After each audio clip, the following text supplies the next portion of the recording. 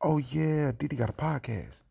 All right, man, somebody's lying. Either Erica Kirk or Candace Owens is lying. And based on the information that I'm going to share with you all in this video, I think it's safe to say, and it wouldn't be considered ill-advised to say that I believe that Erica Kirk is lying. And I'm going to use the word lying because she's had more than enough time to know and to have seen the things that I'm about to present in this video. So for her to come out and say that Charlie Kirk did not message anyone and was not fearful for his life is crazy to me. But not only that, it contradicts the very people that she's calling her family. Hit the like button on your way in, and I won't even take too much time. Let's hop right into this. Shout out to the Project Constitution, man. That's my guy. Let's check out this first clip of what Erica said. But he was not messaging people the day before saying, I'm going to be murdered. They're coming after me. Someone's going to kill me. He didn't say that. And I have his cell phone. But he was not messaging people. Let me just say first and foremost, maybe this has nothing to do with nothing, but I'm going to say it because it's on my mind. Her eyes bothers the heebie-jeebies out of me. Like, it just bothers me so much, bro. And I just wonder if other people are noticing this. I know it's considered probably an ad hominem. I'm not saying she has bad eyes. I'm saying as a human being looking at someone else who purports to be a human being, I'm looking at those eyes and something's off. I'm not even talking about guilty or innocent in this Charlie Kirk situation. I'm just saying spiritually, I'm looking at this person and I'm saying something's off here. But that aside, what really stood out to me outside of the fact that she claimed that Charlie wasn't in fear for his life, Charlie never messaged anyone this, is the way in which she said it. Remember, I give her credit where it's due. Erica Kirk has done a great job of behaving. Yes, we've questioned her behavior in the sense of, is she guilty? Is it weird? And hugging JD Vance and all this and the third. And we've dug into her life story, her backstory, which is all suspicious. And I think it's fair game. But that aside, I'm saying she hasn't done a whole lot of cursing. She hasn't done a whole lot of quote unquote attacking people. You know what I mean? She has tried to behave the way in which a widow is supposed to behave outside of placing herself in the public's eye, so to speak. And I mention this because let's go back and check out the way she said this. This was a bit cocky, a bit arrogant. You know, it was like, I know this for a fact. And she looked right into the camera. So I think it's all safe to say that we know she's doing this in response or as a rebuttal to Candace Owens. I'm going to be murdered. They're coming after me. Someone's going to kill me. He didn't say that. He didn't say that. But even more so, like, why would you have this energy for those that are saying that your husband was in fear for his life? It's almost as if you don't want that to be true, or as if you're upset that that this could have been true. You know, and something else I want to say is, in her interview that we covered on yesterday's live or the day before, she said that TPUSA wasn't involved. How do you know that? It could have been the janitor that was hired 3 months prior, could have been secretly a spy. How do you know if that person didn't have anything to do with it or not? You have not been following every person's every move and text message and conversations behind your back. So how would you know this, Miss Erica? But even furthermore, I want you all to take a listen to what Frank Turek himself said, which is, to be fair, one of the rare people that Candace hasn't even really spent a lot of time on, because in fairness to Candace, I think she's only went after people that she's found to be suspicious. So I don't think it should come as a surprise that Frank Turek is the person saying what I'm about to show you, and not someone like a Rob McCoy. A month ago, he wrote me this: please pray for me. I'm under the gun on something right now. Prayers appreciated. I texted him and I said, I hope you've increased your security detail. He texted me back. He said, quote, I have. I know they want me dead. And I don't know who he meant by they, maybe just radicals on the left, but that didn't stop him from exposing himself to danger. No, look, Charlie didn't really like the word safe. He knew that ministry required you to take risks. So we drove in, and as we were driving in, Charlie got some video footage from drones above. This is an hour before it was supposed to start, and there were thousands of people there. And I'm looking at the video footage, and I go, Charlie, I don't like this place. There's too many buildings. But Charlie, knowing that the people wanted to interact and being brave that as he was, he just kind of shrugged it off. He told these people, I think they're going to kill me. Okay. He had not expressed that to me.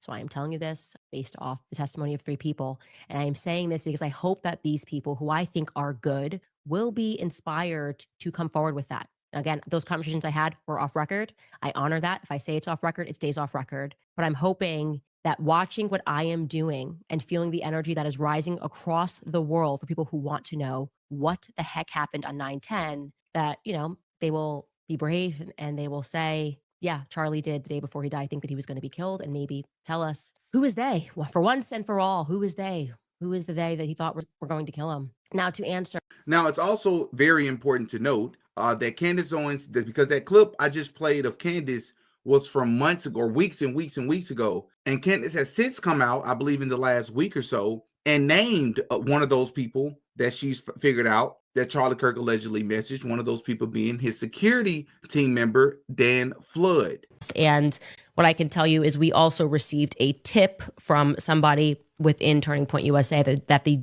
night before he died, I know for a fact he messaged a donor and he messaged somebody at Turning Point USA. But I did not know, and this is what was told to me, that he also messaged Dan Flood, the security that's to his right, and allegedly explicitly said that they are going to kill me tomorrow. So again, that many people know that Charlie sensed that he was going to die tomorrow is an absolute fact. Why these individuals are all being quiet about that is a massive question mark, okay? And what we can say for certain is, of course, people will betray one another if money is on the line, right? And it could be for 30 pieces of silver, or it could be for billions. But things get complicated when there's a lot of money on the line. How has Erica Kirk not seen this? Of course she has had to have seen this, right? Heard about this, right? To say that you have his phone, which, by the way, why do you have his phone? Shouldn't the FBI have his phone? Or am I tripping about that? I feel like that's very important. It could have been someone that Charlie Kirk was texting. It could have been someone that Charlie Kirk has just had a falling out with. It could have been someone that literally threatened Charlie Kirk via text message or phone call. You don't know. Why would the FBI allow for his phone to just stay with his family? I'm going to repeat this. I am not, and I have never alleged that Erica Kirk had something to do with it, that she's guilty of anything. I don't know that. I think she has a suspicious backstory. I think her behavior has been extremely odd and questionable, but I've never alleged that the woman had anything to do with what happened or what allegedly happened to Charlie. However, the quote-unquote grieving widow shield is not going to work for me, and it never has. The fact of the matter is, when a person loses their life, or when a person has been alleged to have lost their life, their spouse, if they have one, is always the number one suspect until you can prove otherwise. I'm mentioning that to say, why would she still be able to keep this guy's phone? There could be nothing there, but shouldn't the FBI have it? And if they did have it and they've since returned it, shouldn't we at least be able to know that? I'm not saying that the FBI should be giving the public all that they have, but give them something. But speaking of the feds, Tyler Robinson just appeared in court, and I specifically listened to a body language expert cover this, and I'll link the video below in the description. But this body language expert essentially said, in his opinion, Tyler Robinson seemed very calm and very unbothered. And one could argue it's just because he knows that he's innocent and he had very minimum to no role in all of this, or at least when it comes to pulling the trigger. Or it could have just simply means that he knows that millions of people are going to be watching him because there are cameras in the courtroom, so he knows to be on his best behavior. Who knows? But I'm going to give Dee Dee's perspective because of through my lens, how I look at these things.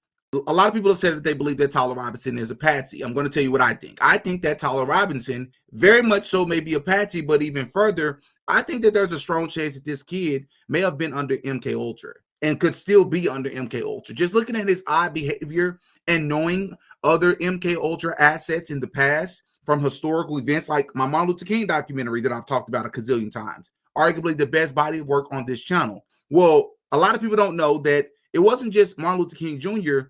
who was pow-powed, it was also his mother. And the guy who allegedly took him out was an MK Ultra asset, allegedly. But I think there is so much overwhelming evidence presented to suggest that the guy who took him out was definitely MK Ultra asset. And I have reason to believe that the person that pow-powed or was accused of pow-powing JFK was an MK Ultra asset. But that's a documentary I have to do in the future. And the last thing I want to share is that Candace Owens actually went live and did an interview with another one of my favorite content creators, Jimmy Dore, which was really great to see. And something I noticed in this interview is that Candace Owens has been inching closer and closer and closer to speaking more freely, and one could even say more ruthless. I wouldn't use the word ruthless, but just more freely about Erica Kirk. And in this interview, she essentially said, Erica Kirk using this psychological warfare of trying to guilt trip people and having more smoke for the people investigating what truly happened that day, as opposed to immediately forgiving the person that allegedly did this to Charlie, is absolutely weird. And I'm going to use the word, she didn't use this word, suspicious, to say the least, right? So we have Candace alleging that Charlie told at least 3 people this at least a day before he lost his life. And we have heard it from Frank Turek himself. But then Erica comes out and said that these things are actually not true. Hop in the comment section. Let me know what you think. I'm going to continue to keep you all updated. I plan to go live later today so I can cover Nick Fuentes' very odd defending of Turning Point USA and what everybody seems to have believed, which is to not believe what the feds are saying. Nick Fuentes is saying, no, he believes what the feds are saying. So I plan to go live to cover that and a little bit more updates from the Diddy documentary. Make sure the notification bells are hit. I'll catch y'all in the next one. I'm Demetrius. I go by Diddy. Peace.